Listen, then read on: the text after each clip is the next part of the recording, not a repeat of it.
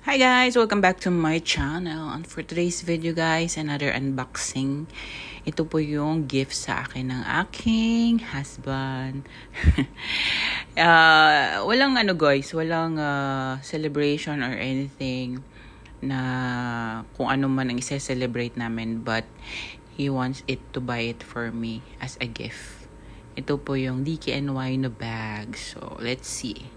So, tingnan natin what's inside the box or the paper bag. So, binalot talaga siya ng bonggang-bongga. Kaliwat kanan or upside down na pagkabalot. Ayan. May DKNY na sticker. May DKNY din na paper. Naka-wrap doon sa bag. Of course, mayroong resibo. Mayroon din card na pwede mong lagyan siya ng notes dyan kung ano yung ilalagay mo. And then, receipt, syempre, na binayaran ito. Na hindi inutang. Joke lang. And then guys, ayan na yung bag. Pipil na natin yung kanyang sticker. Naka-sticker siya ng DKNY from the store mismo. So, ayan. Tingnan natin. I'm so excited. Very excited. I thought na hindi pa niya bibilhin. Kahapon kasi pumunta kami sa nung isang araw, Friday, pumunta kami sa mall. And then, we roam around, we go to the DKNY store, then he said, may nakita siya, ito, maganda. Then, he tell me, you want it? No, it's expensive. Sabi niya, hindi, babayaran ko. And then, no. Sabi niya sa akin, labas na lang daw kami. So, hindi kami nakabili ng Friday. Pero kahapon, binalikan niya ito at binili niya. So, I was surprised. I thought, hindi niya bibilin, di ba? Very happy ang lola niya. Ayan yung bag, guys. Color, siya, maroon or red. Ganun. Maroon, pero maroon to siya, guys. Naka yung mga DKNY. So, ayan. Yan yung DKNY niya. Then, may mga stud siya around the strap. Yan. Very elegant. And then, yung kanyang mga hardware is gold. Then, meron din siyang, sinasabi nilang guitar strap. Along with the handbag, may strap siya.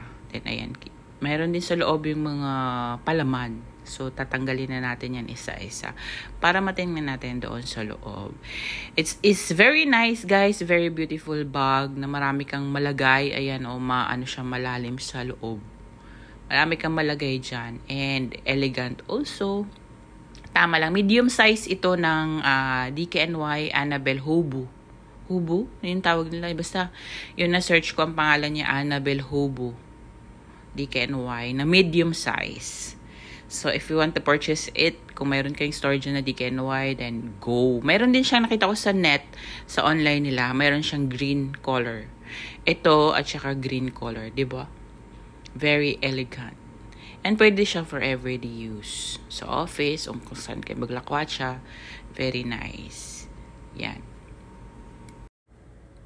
What I love bags, guys, is talagang pag kinicarry natin yung bag, diba? Parang nafe-feel natin, we feel confident to go somewhere na may dala tayong magandang bag. So, syempre, aura-aura tayo, diba? And hindi naman maraming bag ko, pero pinipili ko lang yung binibili ko talaga na hindi masyado kamahalan, pero worth it naman bilhin. Pero mostly ng bag ko is a gift. And meron akong na-purchase na, I think, 3. Yes, 3. Isang Coach, yung maliit na Coach, isang MK, at isang Kate Spade. Puro po yun, sa US ko nabili sa online shop nila. And yung MK, pinabili ko dun sa kasamahan ko sa work na yung parents niya from US. Kaya nakabili ako noon. So, hindi naman marami yung bag ko. I love lang ng mga, minsan lang din na bibili. At magkaroon ka lang ng isang bagay na yung makapagsasaya sa'yo or ganon. To make you feel happy and feel good. And if you have the capacity to buy and the means to buy a expensive bag, then go for it, diba? That's what makes life happy. And sometimes, guys, you have to enjoy your earnings. You have to enjoy what you work for. Ano ba yung minsan na wag natin i-deprive ang sarili natin sa mga bagay na gusto natin. Pero, sabi nga nila, live by your means.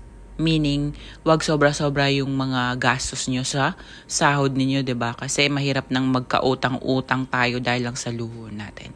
Okay, guys, that's it for today's video, guys. Sana ay nagustuhan nyo ang aking videos for today.